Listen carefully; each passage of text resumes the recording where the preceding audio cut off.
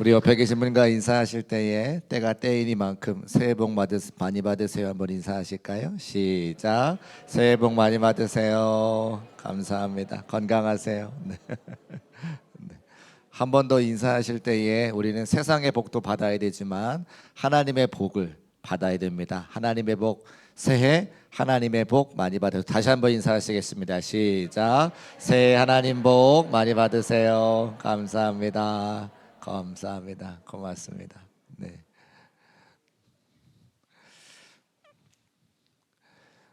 제가 계속해서 팔복의 말씀 증거하고 있는데 오늘은 이제 긍휼히 여기는 자는 복이 있나니 그들이 긍휼히 여김 받을 것이다라고 하는 말씀 전하려고 합니다. 예수님께서 저와 여러분에게 긍휼한 사람이 되어라 이렇게 말씀하고 계시죠. 근데 긍휼이라고 하는 단어를 보니까 한자어로 표현하고 있는데 불쌍히 여길 구휼할 휼 이렇게 되어 있더라고요. 그래서 불쌍히 여기고 그 구휼한다, 도와준다 이런 뜻이잖아요. 그래서 이 긍휼하다라고 하는 것은 마음의 변화를 통해서 손을 내밀어 행동하는 때까지 나아가는 것을 긍휼하다 이렇게 표현하는 것을 보게 됩니다. 우리 그림이 조금 기독교적이지 않다. 일부 예배 때 그렇게 누가 말씀을 주셨는데 여러분 그림을 보지 마시고 글씨를 보십시오. 그래서 일부 때 이 설교를 했더니 이게 교회적이지 않다라고 사모님이 얘기했습니다. 제 아내가 저한테 와서 이 그림 쓰지 말라고 막 얘기했는데요. 제가 다음부터는 조심하게 쓰겠습니다. 보시면 우리가 지금까지 하나님께서 우리에게 네 가지의 복을 말씀해 주셨어요. 심령이 가난하고 또 애통하고 온유하고 의에 줄인 것. 근데 이것은 내면의 변화에 대한 이야기인 거죠. 우리 내면이 변화가 돼서 심령이 가난하고 애통하고 또 온유하고 의에 줄이고 이 네 가지 변화가 있을 때 드디어 우리가 손을 내밀어서 누군가를 긍휼하게 여기고 도와줄 수 있다는 겁니다. 그러니까 저 사람이 이렇게 가부좌 틀고 있는 건 내면에 대한 이야기를 하는 거지 불교에 대한 이야기를 하는 게 아니니까 오해하지 마시기 바랍니다. 그래서 예수님께서 우리에게 긍휼한 자가 되기 위해서 지금까지 네 가지의 복을 앞에서 계속 말씀하신 것을 알 수가 있습니다. 그런데 예수님께서 이 말씀을 하신 이유가 있어요. 왜냐하면 예수님 살아가시던 그 시대가 전혀 누군가를 긍휼히 여기지 않던 시대였기 때문에 그렇습니다. 하나님께서 이스라엘 백성들, 유대인들을 선택하신 것은 그들을 통해 제사장 나라가 되게 하신 거죠. 제사장 나라가 되게 하는 것은 무엇이냐면 하나님을 아무도 알지 못할 때에 제사 드리는 것을 통해서 하나님이 살아계시고 하나님의 존재가 있다고 하는 그 사실을 이스라엘 백성들, 유대인들을 통해서 알려라. 그래서 그들을 세우신 거거든요. 그들을 선택하신 거죠. 근데 그들이 우리만 선택받았어. 너희들은 다 죽어 멸망한 사람들이고 우리만 선택받아서 이렇게 교만한 마음으로 변화가 됐다는 거예요. 다른 사람을 하찮은 존재라고 여기고 자기들만 선택받았다고 생각하는 사람들이 다른 사람 긍휼히 여길 수 없겠죠. 예수님 살아가던 당시에 유대인들은 그들의 교만으로 말미암아 긍휼한 마음이 없었습니다. 하나님을 잘 안다고 자부했던 종교 지도자들이 있었습니다. 하나님의 말씀을 가까이 하고 하나님의 말씀을 읽고 하나님께 제사를 드리는 일들을 감당했던 종교의 지도자들은 그들도 교만한 거예요. 그리고 그들은 자기들이 정해놓은 방식대로만 자기들이 정해놓은 방법대로만 제사를 드려야 되고 종교 생활을 해야 된다고 이야기했기 때문에 그들도 다른 사람들을 긍휼히 여기지 않았습니다. 그런 시대에 예수님께서 찾아오셔서 율법과 형식과 장로들의 전통도 중요하지만 내가 원하는 것은 그것이 아니라 사람들을 긍휼히 여기고 그 사람들을 살리고 섬기는 것을 나는 원한다. 예수님께서 그렇게 말씀하고 계신 것이 긍휼히 여기는 자가 복이 있다 말씀하시는 거죠.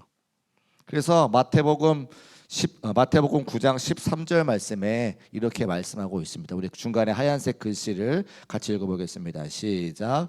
너희는 가서 내가 긍휼을 원하고 제사를 원하지 아니하노라 하신 뜻이 무엇인지 배우라 말씀하시죠. 사람들이 저 말씀을 듣고 굉장히 이상하게 생각했다는 거예요. 이스라엘 백성들, 유대인들을 선택하셨는데 제사를 드리는 것으로 말미암아 제사장 나라가 되라고 말씀하셨는데 예수님 오셔가지고 제사 드리는 것보다 내가 긍휼을 더 원한다라고 말씀하시니까 사람들이 그 말씀을 기뻐하지 않았다고 하는 겁니다. 그래서 어떻게 했느냐?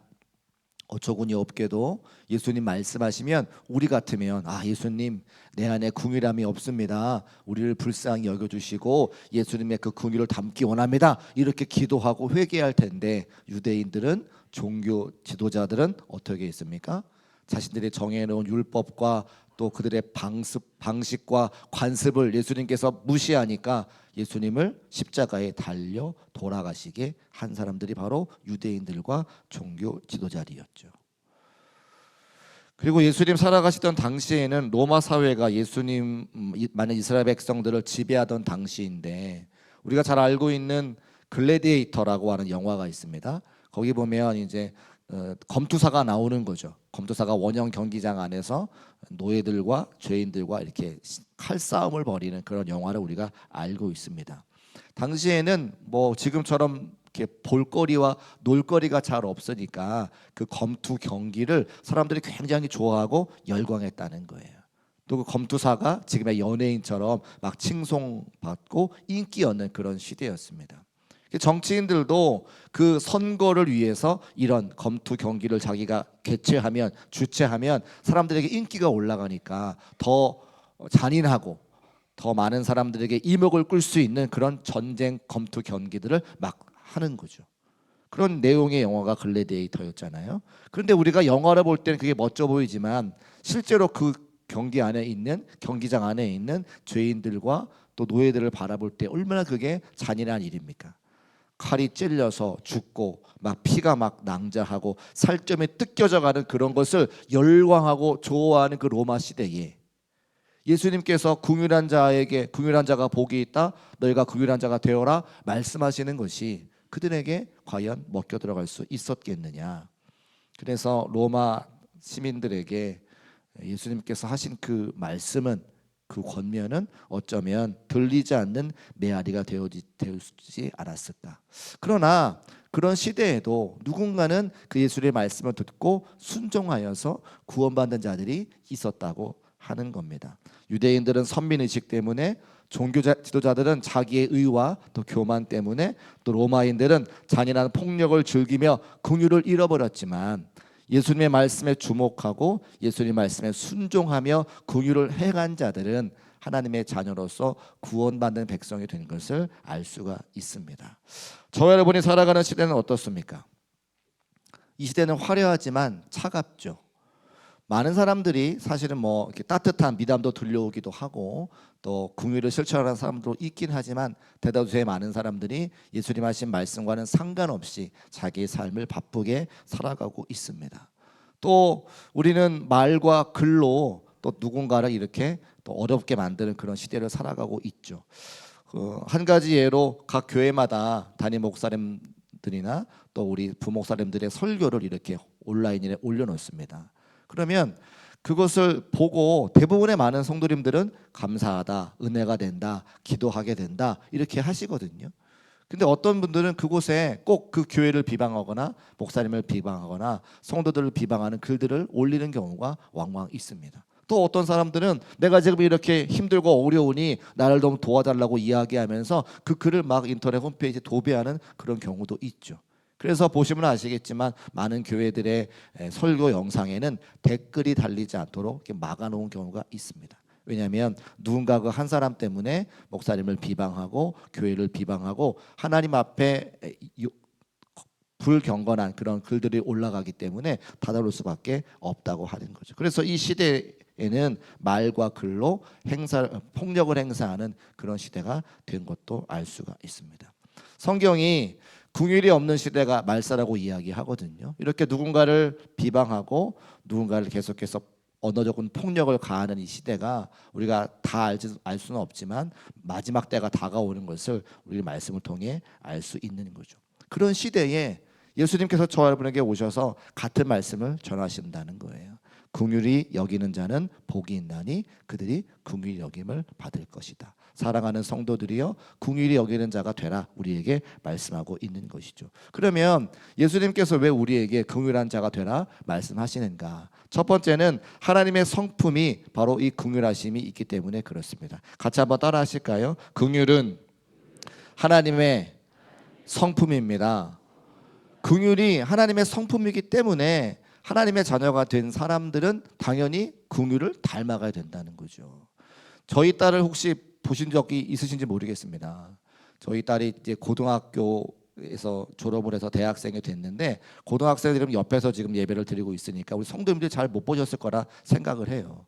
혹시 교회를 다니시다가 또 식사하는 자리에 가셔서 단발머리를 하고 있는 담임 목사가 보인다, 그러면 저희 딸입니다.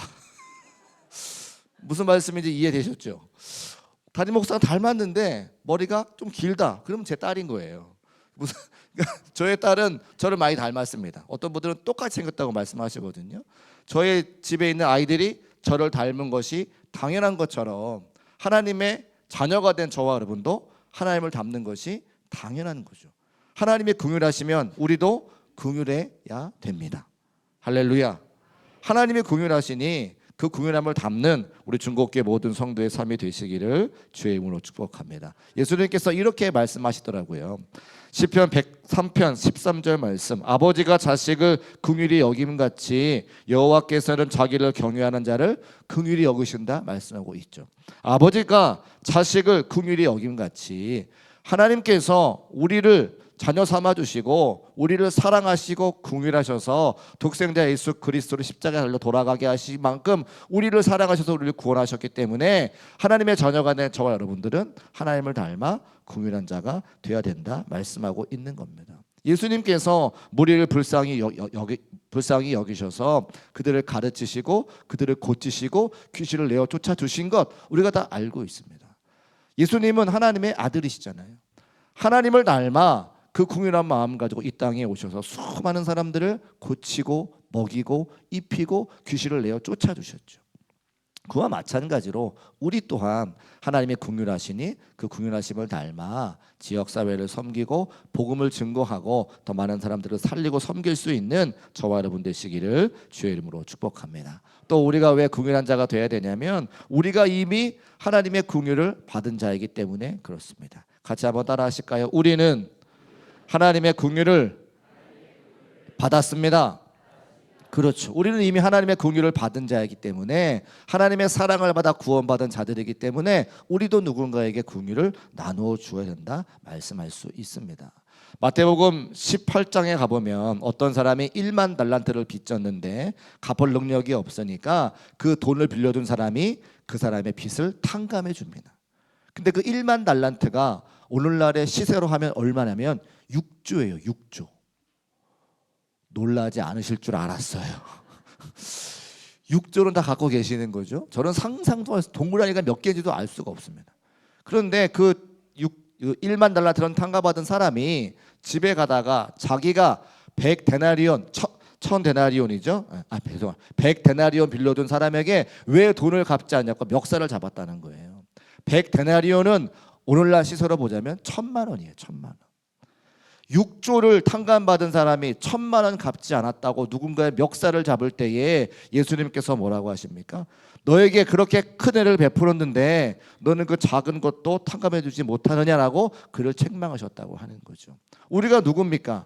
이 하나님의 은혜로 말미암아 하나님의 사랑으로 말미암아 하나님의 긍휼하심으로 말미암아 6조와 같이 생명을 구원받은 자들인데 지나가는 사람, 나에게 조금 빚진 사람, 그 사람에게 그 빚진 것을 갚아주지 못하고 그걸 탕감해주지 못하고 사랑하지 못하고 섬기지 못하는 자들이 우리는 아닌가 우리에게 말씀하고 있다는 것이죠. 그래서 이렇게 말씀하고 계십니다.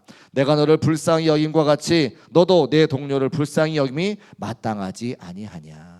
너를 불쌍히 여겨서 너를 구원해 주었는데 다른 사람들을 살리고 섬기고 긍휼히 여기는 것은 마땅하지 아니하냐라고 하시는 예수님의 말씀이 저와 여러분을 향한 말씀이 되시기를 주의 이름으로 축복합니다. 저는 설교 가운데 우리 성도님들께 그런 이야기 말씀 많이 드렸는데요. 사랑은 제가 경험해 보니까 내리사랑이더라고요. 내리사랑. 부모님으로부터 사랑을 받았습니다. 그리고 저도 부모가 되어서 자녀를 낳았습니다. 그런데 부모님을 사랑하는 마음보다 자녀를 사랑하는 마음이 더 많더라고요. 그게 어쩔 수 없는 것 같아요. 여러분은 어떻습니까? 저만 그런 거 아니죠? 여러분도 부모님의 사랑에 감사하지만 누구를 더 사랑하느냐? 자녀들에게 여러분의 사랑이 더 많이 갑니다. 똑같아요. 하나님도 우리를 사랑하시되 내가 아무리 하나님 사랑한다고 고백해도 하나님의 그 사랑이 내 사랑보다 훨씬 큰 것을 우리가 알고 있죠. 저는 하나님 사랑합니다 이렇게 말씀드릴 때에 그 사랑이라고 하는 단어에는 다 담을 수 없는 그 하나님의 사랑을 표현하는 거예요.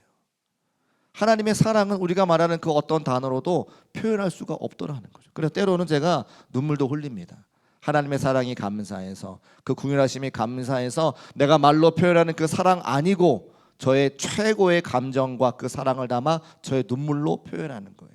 저는 또 하나님의 사랑이 감사할 때에 저의 표현, 저의 찬양을 통해서 하나님께 그 감사와 사랑을 표현하는 겁니다. 또 저는 예배를 통해서 하나님의 그 사랑을 제가 표현하는 거예요.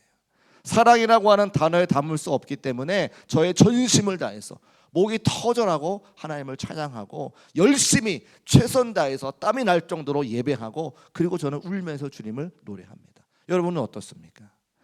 내가 지금 받은 사랑은 내가 하나님께 올려드리는 사랑에 너무나 크기 때문에 여러분의 최선 다해서 하나님을 찬양하고 예배하고 감사하는 저와 여러분 되시기를 주의 이름으로 축복합니다. 그리고 그 사랑을 받은 사람만이, 그 사랑이 내 마음에 확증된 사람만이 누군가를 긍휼히 여기고 누군가를 섬길 수 있더라는 거예요. 저는 그래서 우리 중국교회 모든 성도들이 하나님의 사랑, 하나님의 궁휼하심이 먼저 내 마음 가운데 확증되고 그 사랑이 차고 흘러 넘쳐서 주변과 이웃과 다른 사람들을 섬기며 궁휼히 여길 수 있는 중국교회 모든 성도의 삶이 되시기를 주의 이름으로 축복합니다. 그것을 뭐라고 부르느냐? 자격 없는 자에게 임하는 풍성함이라고 이야기하죠. 하나님은 사랑이시기 때문에, 하나님은 사랑이시기 때문에 나를 왜 사랑하십니까? 나는 알 수 없어요, 하나님의 그 사랑을. 그러나 하나님이 사랑하시는 것은 분명하기 때문에 자격 없는 자에게 주시는 그 풍성한 은혜와 긍휼하심이 이미 나에게 있는 것을 기억하고 감사하며 찬송하며 예배드릴 수 있는 우리 모두가 되시기를 주의 이름으로 축복합니다. 그래서 하나님의 사랑을 받은 자들, 저 사진과 같이 이렇게 누군가를 도울 수 있는 것이죠. 예수님 말씀하십니다. 같이 한번 읽어볼까요? 시작. 내가 너희를 사랑하는 자를 사랑하면 무슨 상이 있으리요? 세리도 이같이 아니하느냐? 또 너희가 너희 형제에게만 무난하면 남보다 더하는 것이 무엇이냐? 이방인들도 이같이 아니하느냐? 아멘. 우리를 사랑하는 사람만 사랑하면 다른 사람과 다를 바가 하나도 없다 말씀하시죠. 자, 이 말씀을 읽고 이 사진을 다시 보니까 어떠십니까? 저렇게 누군가를 도와줄 수 있는 저 모습이 우리 중국교회 모든 성도의 삶이 되시기를 주의 이름으로 축복합니다. 자, 이렇게 말씀을 준비하면서 탤런트 윤유선이라고 하는 분을 제가 알게 됐는데 그분이 이렇게 긍휼한 마음을 실천하시는 일들이 있더라는 거죠. 잠깐 영상 보고 계속 말씀 이어가겠습니다.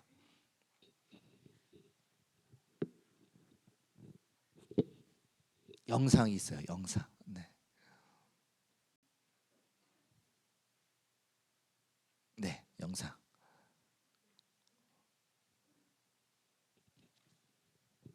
(7년간) 남의 자식을 키운 배우가 카메라 앞에서 눈물을 흘리고 있습니다. 도대체 무슨 일일까요? 그녀는 바로 배우 윤유선입니다. 15년 전 부모에게 버려진 새 아이가 있었습니다. 첫째인 진수는 겨우 14살, 무너져가는 집 마룻바닥엔 곰팡이가 피어 있었고 냉장고엔 상한 김치 한 통뿐이었습니다. 진수는 매일 새벽 5시에 일어나 8살, 6살 동생들의 도시락을 쌌습니다. 밥이 모자라면 자기 몫을 덜어내고 학교 급식비가 밀려 선생님께 혼이 난 적도 많았습니다. 친인척 20명이 넘었지만 아무도 이 집 문을 두드리지 않았습니다. 하지만 놀랍게도 윤유선만큼은 달랐습니다. 그녀는 무려 7년 동안이나 아이들의 진짜 보호자가 되었습니다. 그녀는 내 배 아파 낳은 자식처럼 아이들에게 매달 통장에 생활비를 넣어주고 학원비와 교복값을 챙겼습니다. 방송을 위한 단순한 후원이 아니었습니다. 명절엔 아이들을 데리고 외식을 했고 밤 11시에 걸려온 고민 전화도 새벽 2시까지 받아주었습니다. 진수가 고등학교 졸업장을 받던 날 이 배우는 객석 맨 앞에 앉아 누구보다 크게 박수를 쳤습니다. 그러나 너무나도 갑작스럽게 대학 입학 직후부터 연락이 끊겼습니다. 이들에게 무슨 일이 있던 것일까요? 집 전화도 끊기고 아이들의 휴대폰 번호가 바뀐 것입니다. 그 뒤로 19년이 흘렀습니다. 윤유선은 밤마다 자책했습니다. 내가 뭘 잘못했을까? 부담을 줬나? 상처를 줬나? 그들을 끝까지 지키지 못했다는 미안함에 잠 못 이루는 날이 많았습니다. 그러던 어느 날 39살이 된 진수와 한 방송을 통해 둘은 만나게 되었습니다. 두 사람은 말없이 껴안고 울었습니다. 5분이 넘도록 진수는 고개를 들지 못했습니다. 윤유선이 떨리는 목소리로 물었습니다. 그때 서운했지. 내가 끝까지 너희들에게 연락을 했어야 했는데. 진수는 고개를 저으며 대답했습니다. 아니요, 단 한순간도요. 목이 메어 말을 잇지 못하던 그가 간신히 입을 열었습니다. 감사했어요. 누나 아니었으면 전 사람도 못 됐을 거예요. 번호를 바꾼 건 신세를 너무 많이 져서였어요. 제 힘으로 동생들을 지키며 살아갈 수 있게 해주셔서 정말 감사해요. 막내가 오고 싶었는데 막 못 왔잖아요. 그래서 누나한테 그냥 감사 편지 하나 했어요. 아 진짜? 네, 제가 그래서 챙겨왔거든요. 손편지를 아이고 이뻐라. 맞아요. 지금 너무 커서 몰라볼 수도 있지만 저는 언니를 항상 봐왔고 알아볼 수 있으니 언제라도 보게 된다면 제가 먼저 인사할게요. 항상 응원하고 있어요. 건강하시고 너무너무 감사했습니다. 이렇게 썼어요.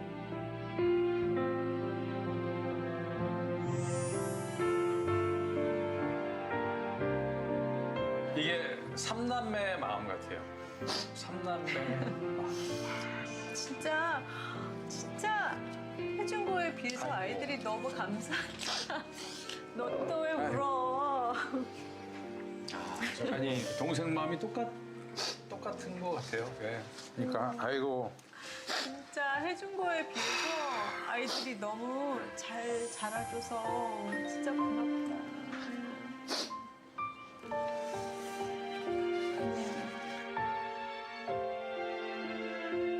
아니, 너무 보기. 내가 제일 기쁜 건 항상 그 진수 얼굴에 좀 어두움이 있어서 누나가 어렸을 때 그게 되게 마음이 아팠는데 그때는 사람이 싫었던 것 같아요. 그래. 다 힘들지. 그냥 사람을 못 믿어서 그래서 그냥 누구하고 얘기하고 싶지 않아서 그냥 그랬던 것 같아요. 그랬는데 또 누나 연락 안 돼가지고 또 그런 마음 들지 않았어? 언제까지 의지하면서 살아갈 수 있는 거니까. 맞습니다. 혼자 살아가려 힘내서 얘기하겠던 거예요.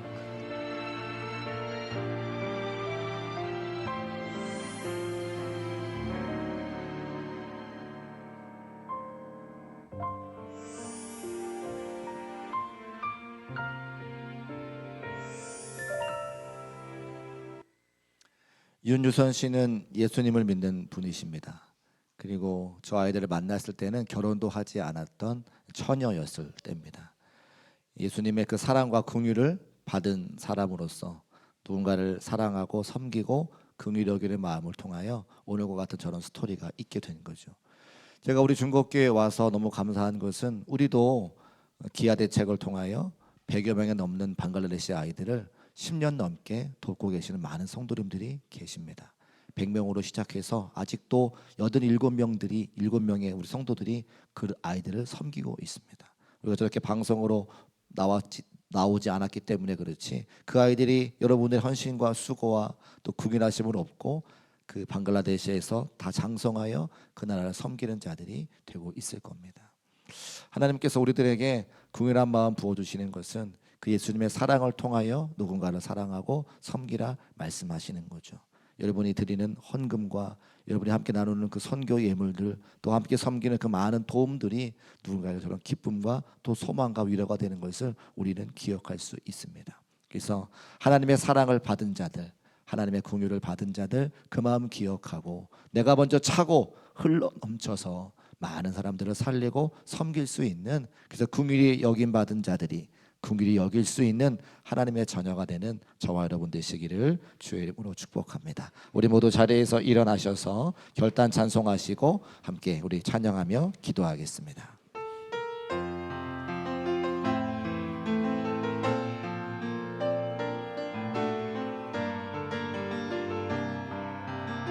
마음이 상한 자를 찬송합시다.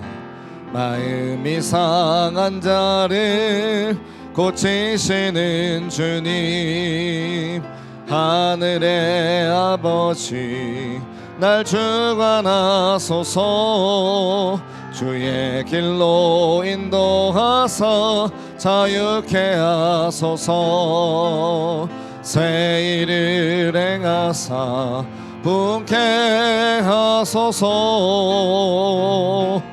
의에 줄이고 목이 마르니 성령의 기름 부소서.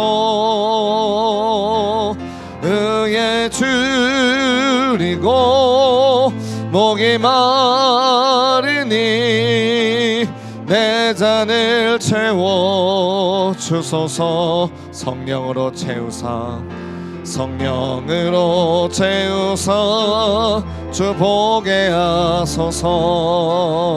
주의 임재 속에 은혜 알게 하소서. 주 뜻대로 살아가리 세상 끝날까지. 나를 빚으시고 새날 열어주소서.